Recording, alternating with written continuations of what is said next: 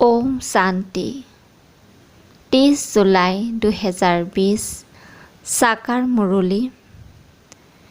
মৰমৰ সন্তানসকল, তোমালোক আত্মিক পাণ্ডা হৈ সকলো ধৰ্মাৱলীকে শান্তিধাম আৰু সুখধামৰ ৰাস্তা দেখুৱাব লাগে। তোমালোক হৈছে সঁচা পাণ্ডা। প্ৰশ্ন: পিতাৰ স্মৃতিৰে কোনসকল সন্তানৰ পুৰা বল প্ৰাপ্ত হয়? উত্তৰ: যিসকল স্মৃতিত থকাৰ লগতে পিতাৰ সৈতে পুৰা সত্যনিষ্ঠ হৈ থাকে, একো লুকুৱাই নাৰাখে, সঁচা পিতাৰ লগত সঁচা হৈ থাকে, কোনো পাপ নকৰে, তেওঁলোকৰে স্মৃতিৰ দ্বাৰা বল প্ৰাপ্ত হয়। বহুত সন্তানে ভুল কৰি থাকে, তাৰ পাছত কয় ক্ষমা কৰক, বাবাই কয় ক্ষমা কৰা নাযায়। প্ৰত্যেক কৰ্ম হিচাপ নিকাচ আছে। গীত: আমাৰ তীৰ্থ অনন্য। ওম শান্তি। সন্তানসকলে এই গীতটি শুনিলা। সন্তানসকলৰ জ্ঞানৰ পইণ্টছ চাবৰ কাৰণে যে কেনেকৈ তাৰ অৰ্থ উলিয়ায়, তাৰ বাবে এনেকুৱা গীত বাছনি কৰি তাৰ পাছত প্ৰতিটো গীতৰ অৰ্থ উলিয়াব লাগে, কিয়নো এই গীতবোৰ শুধৰণি কৰা হয় নহয় জানো? বাবাই বুজাইছে, বহুত এনেকুৱা ভাল গীত আছে যিবোৰক কেতিয়াবা কোনোবাই চিন্তিত হৈ বহি থাকিলে তেতিয়া এই গীতবোৰে আনন্দিত কৰি তোলাৰ ক্ষেত্ৰত বহুত সহায় কৰিব। এইবোৰ বহুত কামৰ বস্তু হয়। গীত শুনিলে তৎক্ষণাৎ স্মৃতি উদয় হৈ যাব। তোমালোক সন্তানসকলে জানা যে যথাযথ আমি এই ধৰণী ভাগ্যৱান তৰা। আমাৰ এই তীৰ্থ ভক্তি মাৰ্গৰ লোকসকলৰ পৰা একেবাৰে পৃথক। তোমালোক হৈছা পাণ্ডৱ সেনা। সেই তীৰ্থবোৰত পাণ্ডৱসকলৰ সেনা থাকে। প্ৰত্যেকটো গ্ৰুপৰ বেলেগ বেলেগ পাণ্ডা থাকে, যিয়ে লৈ যায়। তেওঁলোকৰ ওচৰত পঞ্জীয়নৰ বহী থাকে। সোধে যে কি কুলৰ হোৱা? প্ৰত্যেকেই নিজৰ কুলৰ সকলকে ল'ব। কিমান পাণ্ডাই লৈ যায়। তোমালোকো আত্মিক পাণ্ডা হোৱা। তোমালোকৰ নামেই হৈছে পাণ্ডৱ সেনা। পাণ্ডৱসকলৰ ৰাজধানী নাই। পাণ্ডৱ পাণ্ডাক কোৱা হয়। পিতাও বেহদৰ পাণ্ডা হয়। পথ প্ৰদৰ্শকক পাণ্ডা বুলি কোৱা হ'ব। পাণ্ডাসকলে তীৰ্থলৈ লৈ যায়। পূজাৰীসকলে জানে যে এই পাণ্ডাসকলে যাত্ৰীসকলক লৈ আহিছে। জ্ঞান মাৰ্গতো তোমালোক পাণ্ডা হৈ যোৱা। ইয়াত ক'তো লৈ যোৱা কথা নাই। ঘৰত বহি থাকিও তোমালোকে কাৰোবাক ৰাস্তা দেখুৱাই দিয়া, আকৌ যাক দেখুৱাই দিয়া তেওঁলোকো পাণ্ডা হৈ যায়। ইজন সিজনক ৰাস্তা দেখুৱাই দিব লাগে, মন মনাব হ'ব। তোমালোকৰ ভিতৰতো বহুত থাকিব যিসকল তীৰ্থ দৰ্শন কৰিছে। বুদ্ধিত উদয় হয় বদ্ৰীনাথ, অমৰনাথ কেনেকৈ যাবলগীয়া হয়। পাণ্ডৱসকলে জানে তোমালোক হৈছা আত্মিক পাণ্ডা। এইটো তোমালোকে নাপাহৰিবা যে আমি পুৰুষ উত্তম সংগমযোগী হওঁ। এনেকুৱা নহয় যে স্বৰ্গৰ কোনোবা বেলেগ পাণ্ডা আছে, মুক্তিৰ বেলেগ। তোমালোকৰ এইটো নিশ্চয় আছে, আমি মুক্তিধামলৈ গৈ পুনৰ নতুন সৃষ্টিত আহিম। তোমালোক পুৰুষাৰ্থ কৰ্ম অনুসৰি পাণ্ডা হোৱা। পাণ্ডাও অনেক প্ৰকাৰৰ থাকে। তোমালোক প্ৰথম শ্ৰেণী পাণ্ডা। সকলোকেই পবিত্ৰতাৰে ৰাস্তা দেখুৱাই দিয়া। সকলোৱে পবিত্ৰ হৈ থাকিব লাগে। দৃষ্টি সলনি হৈ যায়। তোমালোকে প্ৰতিজ্ঞা কৰিছা যে আমি এজনৰ বাহিৰে অন্য কাকো স্মৰণ নকৰিম। বাবা, আমি আপোনাকে স্মৰণ কৰিম। আপোনাৰ হৈ গ'লে আমাৰ নাও পাৰ হৈ যায়। ভৱিষ্যতেতো সুখেই সুখ আছে। পিতাই আমাক সুখৰ সম্বন্ধত লৈ যায়।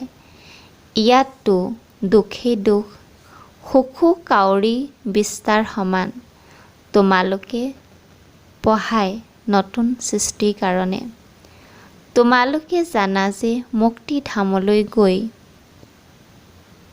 পুনৰ ইয়ালৈ আহিম। ঘৰলৈতো নিশ্চয় যাম। এই যাত্ৰা হৈছে স্মৃতিৰ বলৰ।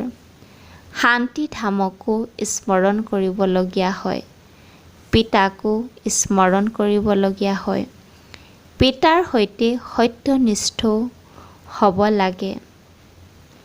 পিতাই কয়, এনেকুৱা নহয় যে মই তোমালোকৰ অন্তৰক জানো। নহয়, তোমালোকে যি কৰ্মকাণ্ড কৰা তাৰ ওপৰত পিতাই বুজায়, পুৰুষাৰ্থ কৰায়। বাকী তোমালোকে কিবা অৱজ্ঞা অথবা পাপ কৰিলে তেতিয়া ইয়াত সোধা হয়, কোনো পাপটো কৰা নাই। বাবাই বুজাইছে, দুই চকুৰে বহুত প্ৰবঞ্চনা কৰে। এইটো শুনাব লাগে যে বাবা আজি দুই চকুৰে বহুত প্ৰবঞ্চনা কৰিলে। ইয়াততো ভয় থাকে। ঘৰলৈ গ'লে মোৰ বুদ্ধি চঞ্চল হয়। বাবা, এইটো মোৰ বহুত ডাঙৰ ভুল হয়। ক্ষমা কৰক। বাবাই কয়, ইয়াত ক্ষমাৰ কথা নাই। এইটো জগতত মনুষ্যই কৰে। কোনোবাই থাপৰ মাৰিলে বাৰু ক্ষমা বিচাৰিলে কাম শেষ। এনেকৈ ক্ষমা বিচৰাত জানো পলম হয়? বেয়া কৰ্ম কৰি থাকিবা আৰু কৈ দিলা আই এম চৰি। এনেকৈ জানো চলিব পাৰে? এয়াতো সকলো জমা হৈ যায়। যিয়ে উল্টা কৰ্ম কৰা জমা হয়, যাৰ ভাল বা বেয়া ফল পৰৱৰ্তী জন্মত নিশ্চয় পোৱা যায়। ক্ষমাৰ কথা নাই। যিয়ে যেনেকুৱা কৰে তেনেকুৱাই পায়। বাবাই বাৰে বাৰে বুজায়। এটাতো কয় যে কাম মহাশত্ৰু হয়। ই তোমালোকক আদি মধ্য অন্ত দুখ দিয়ে। বাবাক কোৱাই হয় পতিত পাৱন। পতিত বুলি বিকাৰত যোৱা সকলকে কোৱা হয়। ইয়াত পিতাই বুজায়, ইয়াৰ পৰা আকৌ বাহিৰলৈ গ'লে তেতিয়া ইমান নিয়মত থাকিব নোৱাৰিলে তেতিয়া উচ্চ পদো পাব নোৱাৰিবা। বাবাই খবৰটো পায় নহয় জানো? ইয়াততো বহুতে ভাল ভাল বুলি কয়, আকৌ বাহিৰলৈ গ'লে ধাৰণা নাথাকে। সত্য যুগততো বিকাৰৰ কথা নাথাকে। এতিয়াতো ভাৰতৰ এই অৱস্থা। তাততো ডাঙৰ ডাঙৰ মহলত থাকে, অপাৰ সুখ থাকে। বাবাই সন্তানসকলৰো সকলো অনুসন্ধান কৰে। বাবাক খবৰটো দিব লাগে নহয় জানো? কোনোৱেতো মিছাও কয়। বিচাৰ কৰিব লাগে মই কিমান মিছা কথা কওঁ। এওঁকতো একেবাৰে মিছা কথা ক'ব নালাগে। পিতাটো সত্য কৰি তোলোতা হয়। তাত মিছা নাথাকে, নাম চিহ্নই নাথাকে। ইয়াত আকৌ সঁচাৰ মিছাৰ চিহ্ন নাই। পাৰ্থক্যটো থাকে নহয় জানো? পিতাই কয়, এইখন কায়ত্তৰ জংগল, কিন্তু নিজক কাঁইট বুলি ভাবে জানো? পিতাই কয়, কাম কটাৰী চলোৱাটা এয়া সকলোতকৈ ডাঙৰ কাঁইট। ইয়াৰ দ্বাৰাই তোমালোক দুখী হৈছা। বাবাই এতিয়া তোমালোকক অপাৰ সুখ দিবলৈ আহিছে। তোমালোকে জানা যে যথাযথ অপাৰ সুখ আছিল। সত্য যুগক কোৱা হয় সুখধাম, তাত বেমাৰ আদি নাথাকে, হস্পিটেল কাৰাগাৰ আদি নাথাকে। সত্য যুগত দুখৰ নাম নাই। তেতাত দুয়োটা কলা কম হৈ যায়, গতিকে কিবা অলপ হয়, তথাপিও হেভেন বুলিয়েই কোৱা হয়, নহয় জানো? পিতাই কয়, তোমালোক সন্তানসকল অপৰিসীম অতীন্দ্ৰিয় সুখত থাকিব লাগে। পঢ়াওতাজনকো স্মৰণ কৰিব লাগে। ভগৱান আমাৰ শিক্ষক হয়, শিক্ষককতো সকলোৱে স্মৰণ কৰে। ইয়াত থকা সন্তানসকলৰ কাৰণেতো বহুত সহজ। ইয়াত কোনো বন্ধনটো নাই, একেবাৰে বন্ধনমুক্ত। আৰম্ভণিতে ভাতি তৈয়াৰ হ'ল, সেয়েহে বন্ধনমুক্ত হৈ গ'ল। তোমালোকৰ একমাত্ৰ চিন্তা আৰু নিচা কেৱল সেৱাৰহে। সেৱা কেনেকৈ বৃদ্ধি কৰা যায়? বাবাই বহুত বুজাই থাকে।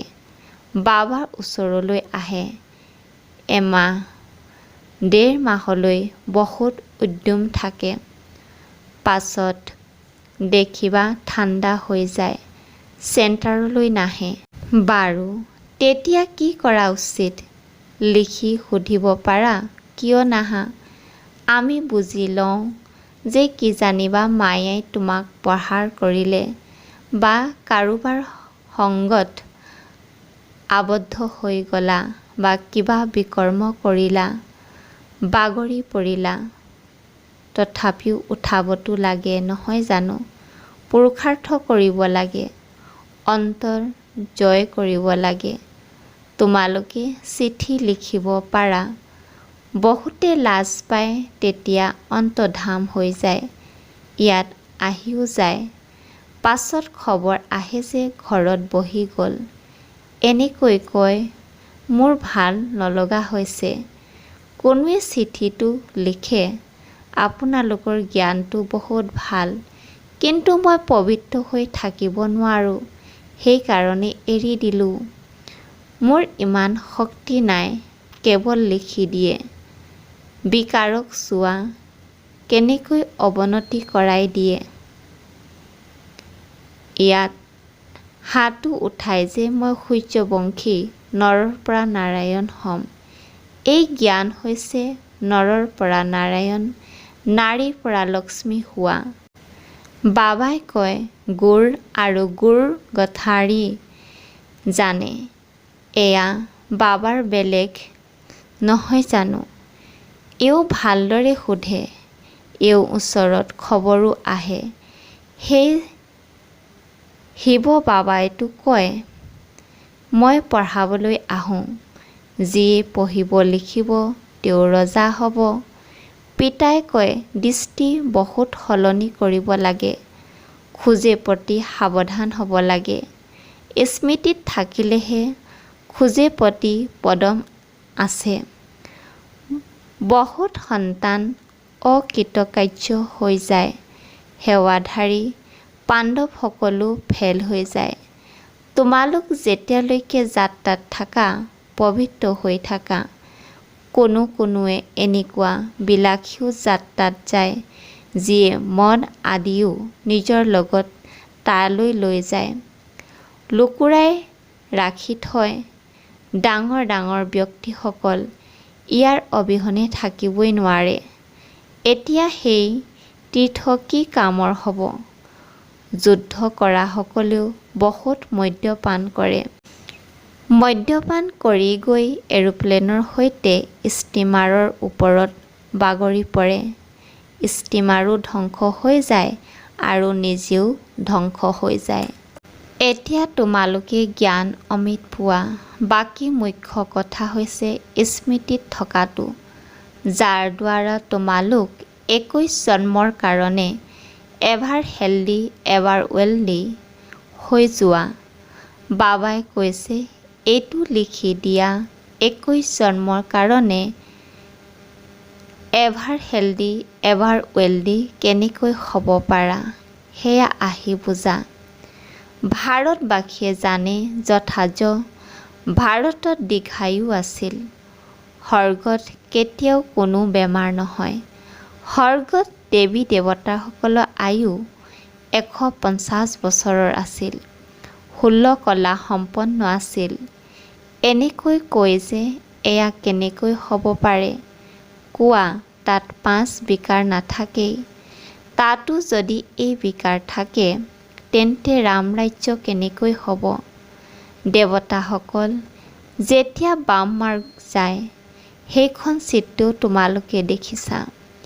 বহুত লেতেৰা চিত্ৰ হয়। এই ব্ৰহ্মা বাবাই কয় মই যি দেখিছোঁ সেয়াই শুনাওঁ। শিৱ বাবাই কয় মইতো কেৱল জ্ঞান দিওঁ। শিৱ বাবাই জ্ঞানৰ কথা শুনায়। এওঁ ব্ৰহ্মা বাবাই নিজৰ অনুভৱৰ কথাবোৰ শুনাই থাকে। দুজন আছে নহয় জানো? এওঁ নিজৰ অনুভৱ শুনাই থাকে। প্ৰত্যেকে নিজৰ জীৱনৰ বিষয়ে জানে। তোমালোকে জানা যে আধা কল্পৰ পৰা পাপ কৰি আহিছোঁ। স্বৰ্গত আকৌ কোনো পাপ নকৰোঁ।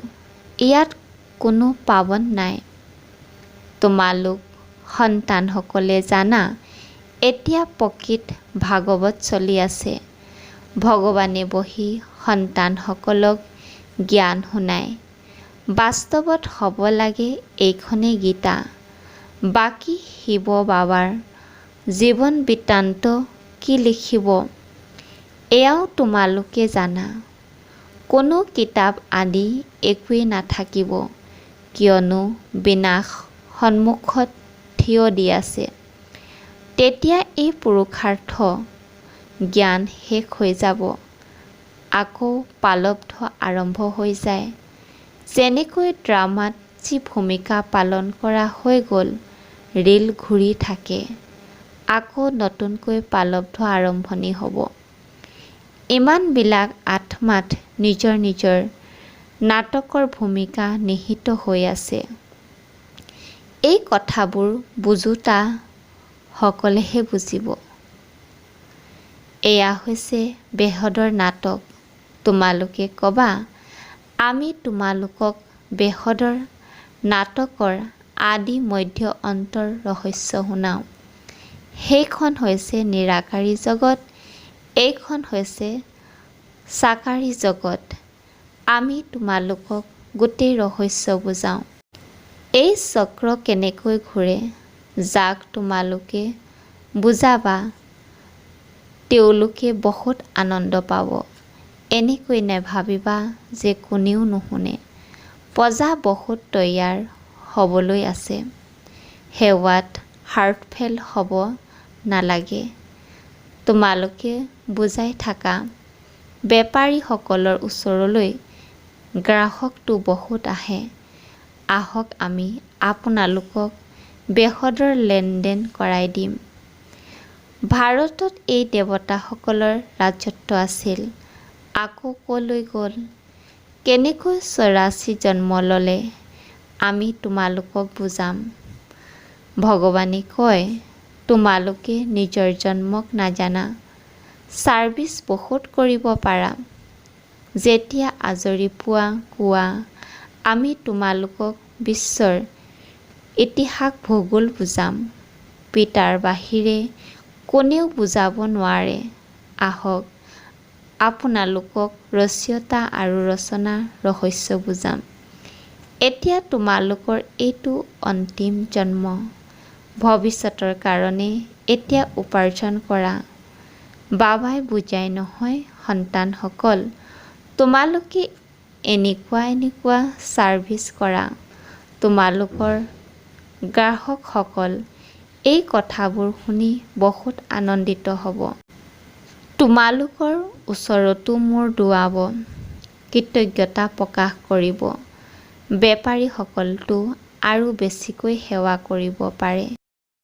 সকল ধাৰ্মিকো হয়। তোমালোকতো ডাঙৰ ধৰ্মাত্মা হৈ যোৱা। পিতা আহি অবিনাশী জ্ঞান ৰতনেৰে তোমালোকৰ আচল ভৰপূৰ কৰি দিয়ে। বাবাই অনেক প্ৰকাৰৰ ৰায় দিয়ে, এনেকৈ কৰা, বাৰ্তা দি গৈ থাকে। ভাগৰি নপৰিবা। বহুতৰে কল্যাণ কৰিবলৈ লাগি যোৱা, ঠাণ্ডা পৰি নাযাবা। নিজৰ দৃষ্টিও ঠিক কৰি ৰাখা। ক্ৰোধো কৰিব নালাগে, যুক্তিৰে চলিব লাগে। পিতাই অনেক প্ৰকাৰৰ যুক্তি বুজাই থাকে। দোকানীসকলৰ কাৰণেতো বহুত সহজ। সেয়াও লেনদেন, এয়াও লেনদেন। ক'ব এয়াতো বহুত ভাল লেনদেন। তৎক্ষণাৎ গ্ৰাহক জমা হৈ যাব। ক'ব এনেকুৱা লেনদেন কৰাওঁতা মহাপুৰুষজনাকতো বহুত সহায় কৰিব লাগে। কোৱা এইটো আপোনালোকৰ অন্তিম জনম। আপোনালোক আকৌ মনুষ্যৰ পৰা দেৱতা হ'ব পাৰে। যি যিমান কৰিব সিমানেই পাব। নিজক পৰীক্ষা কৰা। মোৰ দৃষ্টিয়ে বেয়া কামটো নকৰিলে, স্ত্ৰী ফালে আকৰ্ষিতটো নহ'লোঁ, লাজ পালে এৰি দিব। বিশ্বৰ মালিক হোৱাটো কম কথা জানো। যিমান পুৰণি ভক্ত হ'ব, তেওঁ বহুত আনন্দিত হ'ব। যদি কম ভক্তি কৰা হয়, তেন্তে তেওঁ কম আনন্দিত হ'ব। এয়াও হিচাপ হয় বুজিবৰ বাবে। বুদ্ধিৰে কয়, এতিয়া আমি ঘৰলৈ যাম। আকৌ নতুন সৃষ্টিত নতুন কাপোৰ পিন্ধি ভূমিকা পালন কৰিম। এই শৰীৰ এৰি দিম আৰু golden spoon in the mouth, অৰ্থাৎ সমৃদ্ধিশালী অৱস্থা হ'ব। ভাল বাৰু। অতি মৰমৰ কল্পৰ পাছত পুনৰাই লগ পোৱা সন্তানসকলৰ প্ৰতি মাতা পিতা বাপ দাদাৰ স্নেহপূৰ্ণ স্মৰ আৰু গুড মৰ্ণিং। আত্মিক পিতাৰ আত্মিক সন্তানসকলক নমস্কাৰ। ধাৰণাৰ বাবে মুখ্য সাৰ। দৃষ্টিৰে কোনো বেয়া কাম কৰিব নালাগে। নিজৰ দৃষ্টিক প্ৰথমে সলনি কৰিব লাগে। খোজে প্ৰতি সাৱধান হৈ পদমৰ উপাৰ্জন জমা কৰিব লাগে। যেতিয়াই আজৰি পোৱা যায় তেতিয়াই বেহদৰ লেনদেন কৰিব লাগে। সেৱাত নিৰাশ হ'ব নালাগে। সকলোকে পিতাৰ বাৰ্তা দিব লাগে। ভাগৰি পৰিব নালাগে। বৰদান: স্নেহৰ কোলাত আন্তৰিক সুখ আৰু সৰ্বশক্তি অনুভৱ কৰোঁতা যথাযথ পুৰুষাৰ্থী হোৱা। যিসকল যথাযথ পুৰুষাৰ্থী হয়, তেওঁলোকে কেতিয়াও পৰিশ্ৰম বা ভাগৰ অনুভৱ নকৰে। সদায় প্ৰেমত মাতাল হৈ থাকে। তেওঁলোকে সংকল্পৰেও সমৰ্পিত হোৱাৰ কাৰণে অনুভৱ কৰে যে আমাক বাপ দাদাই চলাই আছে। পৰিশ্ৰমৰ ভৰিৰে নহয়, কিন্তু স্নেহৰ কোলাত উঠি গৈ আছে। স্নেহৰ কোলাত সৰ্বপ্ৰাপ্তি অনুভৱ হোৱাৰ কাৰণে তেওঁলোক চলমান হৈ নাথাকে, কিন্তু সদায় আনন্দত, আন্তৰিক সুখত, সৰ্বশক্তি অনুভৱত উৰি থাকে। শ্লোগান: নিশ্চয়ৰূপী ভেটি দৃঢ় হ'লে তেতিয়া শ্ৰেষ্ঠ জীৱনৰ অনুভৱ স্বতঃ হ'ব। ওম শান্তি।